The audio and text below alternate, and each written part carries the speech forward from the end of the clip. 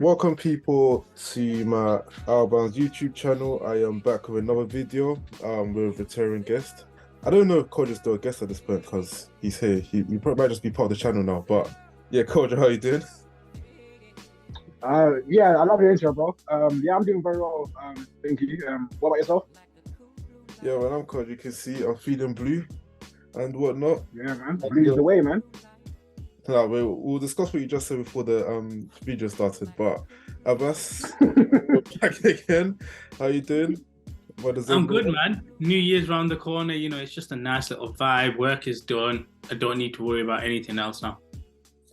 Yeah, so as you know, the Premier League is back now. We took a break from club football because of the whole World Cup and whatnot. But as you can see, it's a full, actually not even the full Chelsea panel. It's I don't know if to call it like two and a half Chelsea panel, because as you can see, we've got a Chelsea, sometimes AC Milan, sometimes fan down there. I don't even know if we want that in our fan base, but who am I to pick who supports Chelsea or whatnot? But as you know, Chelsea have had quite a disappointing season by our standards, anyways. I mean, for me, it's always been if Chelsea don't compete for the Premier League, in minimum, anyways, is a failure. What do you guys think of our season so far as a whole? You want me to go first? Yeah. Yeah, you go first. Well, honestly, it's whole season. Like, it's not even an average Chelsea season, which is normally like in the top four. It's literally been a poor season, but it's one of them where the grass ain't always greener type of thing. And when we sacked Tuchel, and there wasn't really anybody available, so I always say I can't blame the manager. I don't even blame the players. It's just one of them ones where I guess you call it a transition season because Mm. we signed so many players in the summer, and they weren't given the time with the old manager. They signed a new manager who, if you ask him, he knows in his heart he never expected to be at a club like Chelsea so early on in terms of the season or in his career as well. But with that being said, it's not over yet. The only problem is it's going to be another one of them just flat normal seasons because, like, if you remember towards the end of last year, I've been on record as saying if Roman was still in charge at the start of the season, Tuchel would have been sacked before because we just flatlined and just got into top four. And I feel like this season, based on how we are, if we get top four, it's going to look more like a success win, or not necessarily a success, but based on where we are, it'll look impressive. But in reality is, we're far from competing for the title. I predicted that we finish second because I thought we'd beat Liverpool to second. And I always claim City are the best team in the league. Anyway, they will always be the best team in the league. But yeah, it's just a very poor season so far. But we still have time to turn it around. And I think there's a small chance we can do, but we have injuries that are killing us. Yeah, Koro? Yeah, I agree with what Abbas said. I feel like this season's been a bit disappointment. Hence why I haven't really been too positive with Chelsea. Obviously, coming into the season, I thought Chelsea should be a top three team. I expected us to challenge for the league. Expecting us to kind of better performances that compared with what we've seen this season. Obviously, the sacking of Tuchel was a bit of a surprise, and I thought it was a bit too early. I can understand why the sacking was going to happen, but I thought, give him at least an extra month. We're still early into the season. Graham Potter's obviously taken over. I thought he's done an okay job. Again, this isn't his squad right now. I think obviously he's trying to build his team alongside with a vision and plan of Todd Bowley. So I feel like potentially by the start of next season, we could see more of a Graham Potter Chelsea side. But overall, yeah, it has been a great season domestically for Chelsea. Obviously, we're more than 15 points off the top of the table. Arsenal ahead of us by a long margin. Arsenal, like, really, like, it's absolutely been very disappointing in all fronts, to be honest with you. And I feel like, again, if Chelsea can't get top four this season, which is going to be a battle, but let's be very honest here, I think it's been a very, very shocking season. I wouldn't even say for me Chelsea deserve to get any positive rating. That's anything above a 5. But obviously, we're still obviously the Champions League for the next round. We're gonna have Dortmund in February, so that's gonna be very interesting.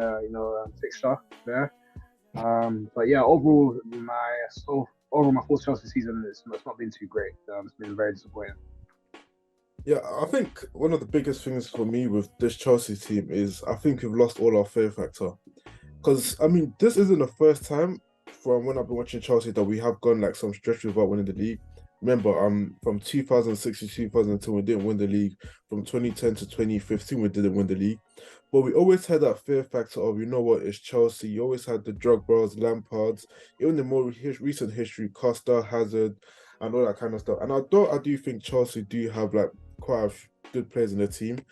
Like, no one is coming to the bridge being scared of Havertz or Mason Mount. Like, and I think it's one of those things that now teams, they come here knowing that, you know what, this is a Chelsea team that we could beat. Now, and I think also the expectations that has been required from Chelsea, because of what City and Liverpool have done, I think has reduced, and I think you can see in the team. Now, normally coming into every season, you always hear about how Man City or Liverpool should win the league. They're always going to be the top two competing. But for me, it's always been like, why can't Chelsea be in that bracket? Because even if you look at recent history as well, when we played those two teams, we're able to compete with them in terms of, even though we didn't beat them in the cup, Liverpool in the cup final last season, I think in the first game we were better than them. In the second game, we hung in with them. We could have won both games. Man City as well, even though they beat us last season, but the season before we beat them in the Champions League, we beat them in the FA Cup. So it's nothing to be like when we face these teams head to head, we can't beat them. But it's what we do against the rest of the teams. The games that you come and expecting to win, we don't seem to have as much control over that game. It's like we become a team where we play to our standards. And I think what has annoyed me even more is, as I don't probably said it, you guys said we should be finishing the top 3, top 4. There isn't any reason why Arsenal should be able to do what they're doing and Chelsea can't. And I think that's one of the things that is really, now obviously they've signed Jesus and whatnot, but I don't know, coming into this season, if you were to ask who's better between Odegaard or Mason Mount, I think majority would have said Mount. We still have the best right back in the league, but then he's injury prone as well. You look at the attack as well. Havertz, I think, is very important into our build-up as well. And you see the money that we paid for him, and I still think he will come good. But I don't know, the fear factor of Chelsea has just gone. And I think our signings as well, there's been a lot of like misses in terms of with the Werner signing, Aubameyang signing. Like, these are players that just don't help us. And just last point as well, even the signings that we have made that I do think made sense, like I did believe we needed a signing like Sterling because a goal scoring winger, he's won the Premier League and whatnot. I thought it wasn't enough to just get the goal scoring winger. You need a creator, like somebody that can actually create for us. And we don't really have any specialist creators or specialist dribblers in our team. So I don't know. It's just been so underwhelming, like coming into There's this. something said there that so I remember speaking to my mate and he was saying the same thing about just football in general. And I don't agree with him normally, but there's not enough real world-class talent out there. Now we throw the label out of this person's world-class and stuff, but what they actually are is they're having a world-class game or a world-class stretch. The reality is a lot of these players are not world-class. Like the two periods you mentioned where we were fire in terms of not winning the league. One, I'll give you the fear factor for the Drogba side of things, and then after 2012, that's a bit different. But when we signed Hazard, we had a genuine world-class player, and that's what I mean. So when he left, you can see how we fell off a bit in terms of the league. I'd say this: we've always been consistently inconsistent. As in, you know where you're going to get with Chelsea. We can't match City right now. To be fair to Arsenal, I didn't see them doing what they did. However, last year, because of all the turbulence with Aubameyang, captaincy, etc., all that type of stuff, they were this close to actually being in top 4, and they choked it more than Spurs won it. They had something building with Arteta, even though he finished back-to-back seasons 8th. Whereas Chelsea, there's no consistency there. We all achieved when we won the Champions League. So I think that's a little thing that people don't realize. This team was never meant to be the Champions League as early as it did. Over the cracks. Yeah, but one thing I'll definitely say is, you know, like he said about Odegaard and Mason Mount. I've always been high on Martin Odegaard, and now you can see he's leading this young team, and our star player is always injured. Our star player, our best player in that team is Reece James, Yeah. and he's injured. And we But the need other to best find. player, Kante as well, always injured as well. So I'm not saying. See, this is the thing. The reason Kante can't be our best player because I can't trust him to play 38 games.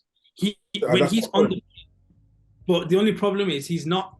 He's a star feature player. Like when he's there, he'll be good. But like Reece James, I know he is. I don't know how to explain it, but I should be able to trust Reece James to be able to play. I don't need to trust Kante to be able to play so many games.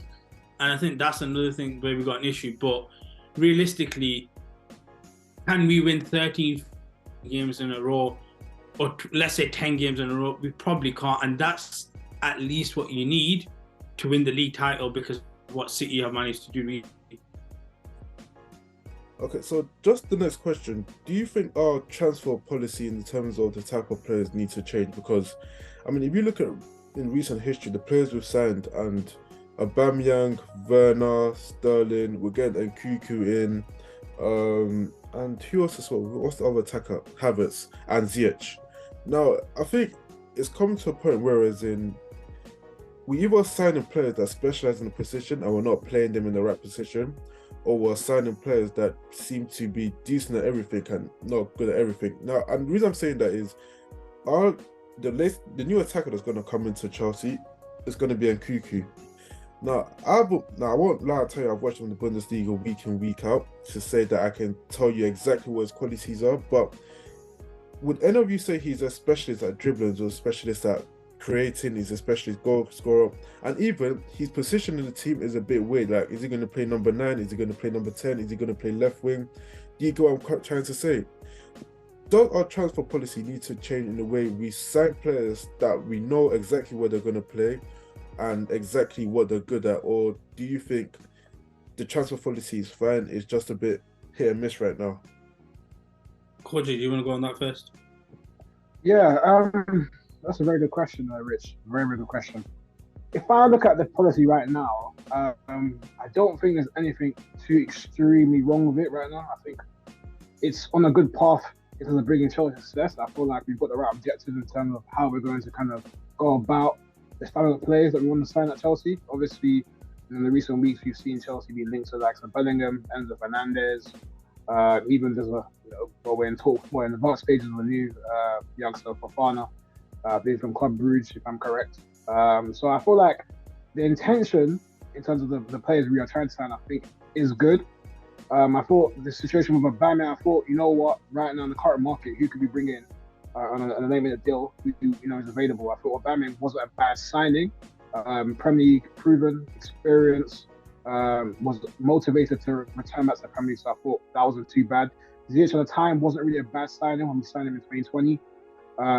Who else? The likes of Koulibaly wasn't a terrible signing. I don't think these have been terrible. I just think it's how they've been used. Say again, sorry? I'm happy with the Koulibaly signing, but yeah, continue. Yeah, like most of the signings, they're not terrible. So I think the transfer policy is right. Even with Koulibaly coming out, I think we're seeing a good intention that, we're trying to keep players. The best players that we can possibly bring into Chelsea. It's just how we're using them is the issue. I don't think they're being used or utilised correctly. Yeah. And most important, I don't think there's a cohesive structure within Chelsea at the current moment in terms of how we're actually going to best out of these players. I don't think it's the policy in terms of the standard of players. I don't see that's an issue. I think all the players that we sign are good enough players. They've done it before. Ziyech is a good quality player. We've seen what he can do. I actually seen good performances at Chelsea. He's never been consistent, but again, there's many reasons for that. I think maybe it could be due to his attitude. The situation with Tuchel didn't work out. We see the likes of Aubameyang, what he can do potentially enough, for us as well. So again, I just feel like it's how we're using the players, not necessarily in terms of the players we're getting. Because I feel like right now, even the names that we're being linked to, these are promising names. Fernandez, Bellingham, Nkunku is one which obviously has done well the past season. Again, I haven't watched him thoroughly week in, week out in the Bundesliga. I'm not going to overhype the guy, but from what I've seen of him, from the clips and highlights, the guy is a good finisher. He's young, he's promising, he's got good work ethic. So obviously, it's not really a bad transfer. We have to wait and see what happens. Werner, again, when we signed him, it wasn't a bad transfer at the time. he just didn't do well. He flopped. You know what I'm saying? So it's not like we sign players where we know that they're not quality or maybe they're not really right for Chelsea prior to signing them. We sign players which obviously have a good trajectory. They're young. They're right for the team in the current style, but it just hasn't just haven't worked out for numerous reasons. So the thing where it goes wrong for Chelsea is, like, all the players you guys have mentioned there are all forwards. So to get the ball to the forwards, there's a missing link. Since Cesc Fabregas, we've not had a miss. I remember when Mourinho came the first season, and I don't believe we had Fabregas then. So he went out, he identified, we need that particular thing to come in and be able to be that working clog. And where we go wrong is we glamorize the attackers. When if we really look at where Chelsea's attack comes from and what that missing link is, at this present moment, it's the wing backs. And it's not even in the midfield. It's actually not even in the midfield. It is to an extent when you have Jorginho sitting and then being able to give someone like Kovacic the ability to play the ball forward, take the ball and actually play them passes. But even then, when you look at it, in terms of them type of killer passes, one, but also the forward-thinking passes, we still lack in that a bit. So that's where we go wrong. Two, I think we do sign players who are young and don't actually have a position catered to them officially. The only, like I said, you got Raheem Sterling, you know where you can play him.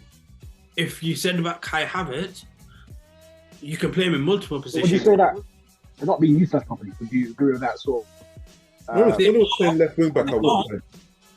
They aren't, but at the same time, we don't know how to utilize them in the.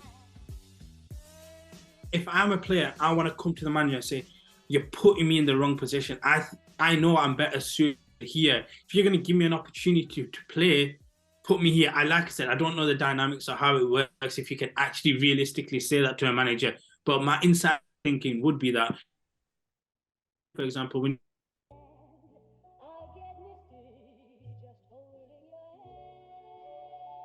as well as positions, and you're still wondering. The only problem what we do sometimes is, where I say, for example, you signed a Diego Costa when we did, you knew straight away that guy's not playing out wide. He's not playing as a 10. He's a striker. You know where he's going. Hazard, you know where he's playing. He's got 2 positions max, but you know where he's most effective. There's not 3 or 4 positions for each individual player. Mason Mount, for example, to an extent, he's got a position and then he's got a few little ones here or there. So I think where we've got an issue is we've got too many players who don't have a locked in position on the team sheet in terms of where they're individually playing, but also we have a missing link. If we want to play through the middle, we need a midfielder to do that. Right now, where all our attacks come from is through the backs, and realistically, that's not going to cut it, I don't think. No, I mean, 100% agree. And I think one thing that Abba said earlier was the whole point about how I know the names we mentioned are attackers, but no one to link them. And I think it was one of the reasons why I felt like I wanted Dembele in the summer, just because he's someone that could actually create. He's a dribbling specialist, so he'd be able to give easy chances to all the Sterlings. And even though I never really rated Aubameyang anyways, but I felt like Aubameyang was going to be set up to fall anyways because we don't have a proper creator in that team. But obviously, top 4 at the moment is realistically all we can get. But realistically, where do you think Chelsea can finish this season? I still think top 4, man. It will still be top 4. I think no higher than 3rd place. I'll be totally honest with you. I think Arsenal finishes ahead of us. Where it's looking right now at this current rate, I think Arsenal finishes ahead of us. Liverpool's debatable, but City definitely, Arsenal certainly the way it's looking.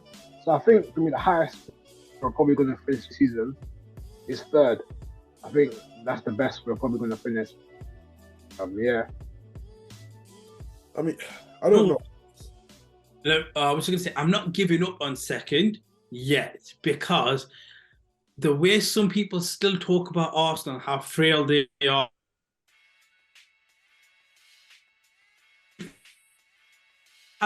possible with them. And people are going to hate this. It's not that I'm not buying into the Newcastle hype. It's just they're on the best period that we can all remember in outside of the Alan Pardew time. So I'm interested to see where they break everything up. But still, I believe with the other teams around, like if Liverpool finish above us, considering where Liverpool were, it's poor from us. But again, the only thing is I can look at Graham Potter and I can say to him, or I can say in general that it's not his team. He just came in. He wasn't expected to have this job. So he's working with pressure. He's working with pressure based on the fact that we spent the money that we did rather than anything else. I don't think it's for the first time Chelsea pressure, as in say, you've got to do this and that. I think there's some fans that are okay with him not getting the Champions League spots, even though it would be a bit of a stinker at the same time. Not necessarily the Champions League spots, just you can see progression somehow in terms of it. Just be able to say, okay, cool, we have a Graham Potter imprint this team type of thing, and have some cohesion in there. But yeah, we need Champions League. It's been, I think the last time we didn't make it was when Conte coached his second season. Ever since then, we've been in the 17-18 season where we finished fifth. That was the last season where we missed out on Champions League, and then since then we've been in it every single season. So obviously it's paramount that we qualify for Champions League. Chelsea want to keep building and attracting the players. Champions League is absolutely paramount. I'm still confident we get top four, but I just don't think it's going to be easy. I think it's going to be a battle. I don't think we're going to finish second. I think Arsenal this season, it pains me to say because I hate Arsenal, but I think they will get top four. I think third is a realistic target. Obviously, United are doing quite well at the current moment, so you go watch out for them.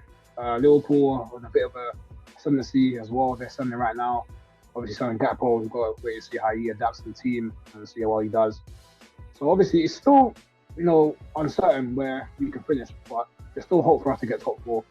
We just need to hope that we don't get any more injuries. That's the most important thing. As long as we can just stay healthy as possible, we don't really get any more serious injuries, then I think we can definitely put up a good run and definitely secure that top four. But at the end of the day, bro, personally, for me as a Chelsea fan, this season, even if Chelsea gets top four, it's still not a good season for me. Chelsea should be competing. You should be, for me, minimum no more than 6 points away from City or Arsenal. I have to say Arsenal. This is ridiculous. So, it's just true. It's ridiculous. We shouldn't be behind at this stage, and we haven't been convincing as well. And again, the consistent problem with Chelsea is that yes, obviously, like you said, Rich, it hasn't. I think it was the best actually. Sorry, Chelsea have missed that kind of missing thread in the middle of the park in midfield.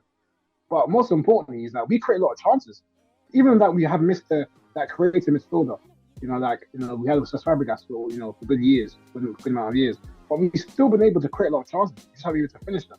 So the dilemma with Chelsea is still we need a clinical forward, and we need a reliable, creative midfield outlet. If we can get those two in for summer, barring injuries as well, this Chelsea can kick on, because obviously I do believe Graham Potter is a good manager to do well domestically. We have to see about Europe again. Only time will tell come February, and so on and so on. But it is a pathway for success at Chelsea, and we all want that as Chelsea fans. But back to the main, objective view, we have not been good enough this season. It's not been great. I'm not happy with what's going on right now, and I think we should got to be honest with this Chelsea team. It's very inconsistent, and we're a long way from really being a genuine, real super team. No, I 100% agree with you guys. I think just my final take on the whole situation. Top four is still doable, but I'm not banking on it. Like, I'm not holding out hope. I mean, I don't have the full confidence in this team, especially now Reece James is back down again. We saw in the game against Bournemouth, we're playing really well. Reece James goes down, we bring old man Aspi on, and we start to lose some kind of control on the game. It's not Son Azpilicueta, but you can see what Reece James brings to this team. And if he can't stay fit, because he's our best player and our most creative player, I mean, I don't know anymore. So, yeah, just last one. Even for Fofana as well, he got injured during the friendly games, like last week or 2 weeks ago. Again, there's cover for him. There's suitable cover for Fofana with Koulibaly and Thiago. But with Reece James, there is no suitable cover. With what Reece James brings to this team, that's the point I'm trying to put across. I don't know, we'll see how it goes.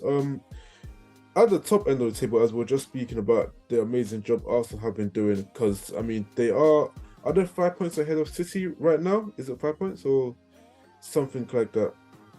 And Yeah, 5 points. I think 5 points right saw now. somewhere that there's only been one team, which was in like the 1990s, that have had as many points as Arsenal have had at this stage and have not gone on to win the league. Do you Yeah, believe Newcastle. Arsenal can do it this year? Nah. The reason I say that is not because of anything to do with Arsenal. It's like if you take the team that is meant to win the league out, they'll win the league. But because Man City is still there and Pep is still there, you know my thing about Pep. It's never gonna change. He's the best manager to grace the Premier League ever. Better than Fergie, better than Mourinho, better than Wenger. He will always be. But that being said, For the Euros? Arsenal. You can say whatever you want. Okay. What I'll say is Arsenal right now are overachieving expectation. Yeah. So where they should be is where they were expected was top 4, but they're overachieving. But that's not to say that they don't deserve it. The only thing I can say is, of course, officially, yes, they can win the league and stuff like that. Do I expect it? No, because it just comes from that frail mentality type thing. If they can do I remember Leicester, everyone was questioning Leicester, can they win it? And they had that period, I want to say it was City, Arsenal, and there was another team in between. They had played them all 3 back to back to back, or 3 and 4 weeks. And it was like, where did they finish after that? We need to see where they finish after that before anything else. And I think Arsenal have to have that type of thing. If it's in March and they've still got a little lead, 3 to 4 points, you start thinking potentially. But at this stage, if I was going to put a bet on anything, you'd have to give me City. I just trust them. They've got the best forward in the league. They've got the best midfielder in the league, the best manager. And you just assume when they play head-to-head as well, that's going to be important when they play in February head-to-head, the rescheduled game, where that puts them. So just one question on what something you just said, because you said that you're really not picking them because you do believe that they're overachieving and they might still have that frail mentality. But at one point, do you feel like it's not just overachieving anymore, that this team is for real? So this team is for real in terms of being in the top 4 and type of thing, right? So I get it, like it's talented. I say this, Odegaard is, outside of Kevin De Bruyne, the best midfielder in the league. Outside of De Bruyne, he's the best midfielder in the league. Like, I'm happy to say that.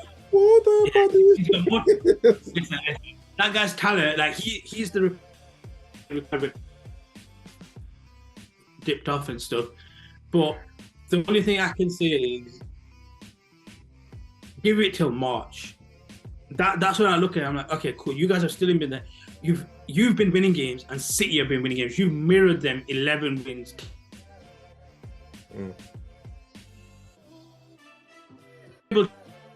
I'm not fair. Anything I'm saying right now is a lot of rubbish. But if you were to speak to anybody, I think even Arsenal fans will not officially be able to sit and believe that they can win the league or that they're the favourites. Let's say that they're not the favourites. But can they win the league? Yes. I'm going to give it till March. Then I can have a conversation where I can sit down right, yeah, they're the favourites. Right now, yes, I think they can potentially win the league, but I don't believe they will because of City. But if it was in March and they've still got 3 to 4 point gap, then I can say they are the favourites. Kojo, what about you? Yeah, I think that's literally City for me. We expect them to kind of go on this winning run at this stage of the season. Obviously, we've seen it in previous years. The last season that they won the league, so I'm kind of expecting it from, as we currently see them, to go on a winning run, and I feel like that winning run is a very special run. But again, another reason why I see for me are my favourites and why I expect them to repeat come end of May is that not only they have the best manager in the league, not only they have the best football in the league, not only they have the best strike in the league, not only they have the paper, but I think what's so special about City is that they've got a ton of depth. I feel like if one man goes down, another man can come in and do a job, or do a good enough job that they can, win games, to a good standard, in this league. Yeah. If Arsenal get, let's say, another 2 injuries to significant players, maybe Xhaka, Partey, or maybe Odegaard, I think we're gonna see maybe that kind of like Abbas said, the mentality kind of shift a bit because again, Arsenal have their depth. They've got a good starting 11, a top 4 starting 11, but their 11 is not good enough from the league. For being very very honest, so I feel like right now they're kind of having a good run of form. A great run of form. Look, top of the table right now, coming into the new year. It's great. Arsenal overachieved. It's a great thing for them, and they're bound to get top 4. But if they get any more significant injuries, I feel like it's going to be a bit of a big ask for them to kind of really keep up with City. And I expect City to kind of keep this winning run. And I feel like if that happens, I think it's a game over for their challenge. But at the same time, for Arsenal fans, their aim is to get top 4, and I think the squad's aim is to get top 4. So I don't think it's a situation where they're going to really look at this and try to say we have to win every single game possible. I don't think they have the mentality to do that currently right now. So as for that, I think City should win the league. So yeah, but if Arsenal win it, actually I don't want to think about it. You know what? If they win it, they win it. Like, do you know how many babies have been born? I'm sorry. Listen, do you know how many babies Look, we've had people who have literally, so the last time Arsenal won the league, been born, finished high school, college, and uni. So, like, it's not a big deal like that. It is for Arsenal fans. No, but Arsenal fans, man, like, I know for sure. They're very present on social media. They won it. I don't really care they won it because, like, you do want to. I've got nothing left.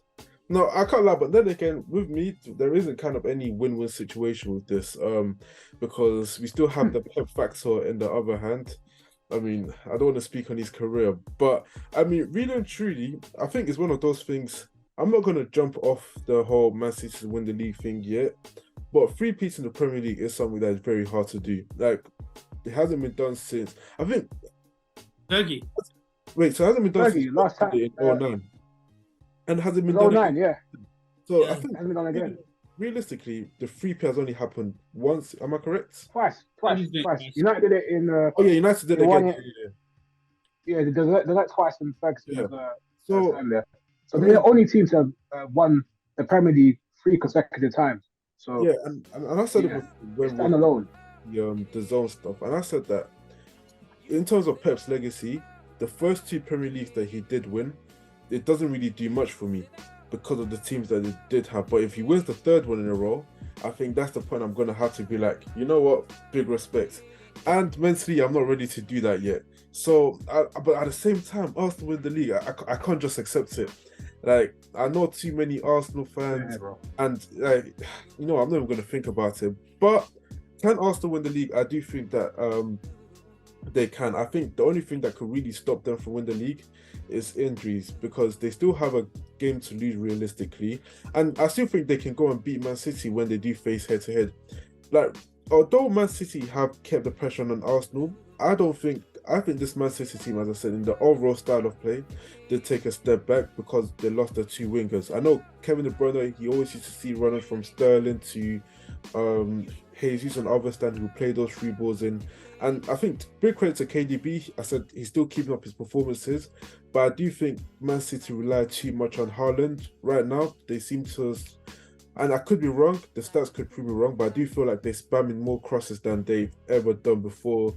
They're spamming more 3 balls. Like, their build-up play isn't what it used to be, and their overall style of play isn't as appealing as it used to be. I do think they can be got at. So I can't stand here and say, I mean, but they're still capable of playing that attractive style of football that we've seen for many years. They're still capable of playing that quintessential style of Pep ball. I think with Alvarez, if he starts, in occasional games, I think we could see more of that kind of fluid, intricate play that we see. You're not starting Alvarez when Haaland has scored 20 goals. But I'm saying obviously, when Alvarez is coming to the lineup, if he's starting or coming off the bench, I think we do see elements, high elements of that nice, intricate, fluid football that is so synonymous with Pep. I am not saying... And Alvarez, he's a good striker as well. You got to put a bit of respect on him. I'm not saying... Doing at the start of the season... Alvarez, by the way. I'm not saying City will be better with Alvarez, but I'm just saying... I'm not saying that either, but I'm saying that they've got a good backup. That he can still, for me, for what we've seen so far this season, he's been quality. He's been the real deal, and he's done well in the World Cup. So, for me, he's a guy which I feel can feel comfortable having. If Haaland goes down, I hope Man City win the league anyways. I'll find something else to use against Pep, like I always do. So, I mean, it's what it is. So, yeah, I think that's all we do have time for today. As you can see, wait, hold on. So, just final thing: can Arsenal win the league from both of you? It's possible. It's possible. But I know your No, favorite. yeah, I'm saying it right now. They're not going to win the league. They can't win the league. Pep's there. Um, okay, in that case, that is all we do have time for today. Abbas, have you got anything to promote or shout out? I can't even remember my social handles. Give me 1 second, yeah. Go to Kojo whilst I remember my social handles, you know. Yeah, hold on, the usual. Yeah, as always, man, just follow me on Twitter. That's KL_London08. Follow me on Twitter. Talk about football, life, NBA. Come talk with the kids, interact. Good stuff there. And yeah, just keep subscribing to the pod on Apple, Spotify, YouTube. And yeah. And what Abbas is still looking for his socials. Nah, I got it. Yeah, I'm back on TikTok. I do my thing on there. Abbas Talk Sport. I need to get to 10K, so hit me up. Drop a little follow with we're nearly there, and follow obviously Richard on the socials as well. Come on. Yeah, outbound_UK on YouTube, TikTok, Twitter, and Instagram. You know, all the good stuff there. And my personal Twitter account as well is rich_LDNN, but the eyes are one. So yeah. But thank you for listening to another episode. We'll be back again with more sports content.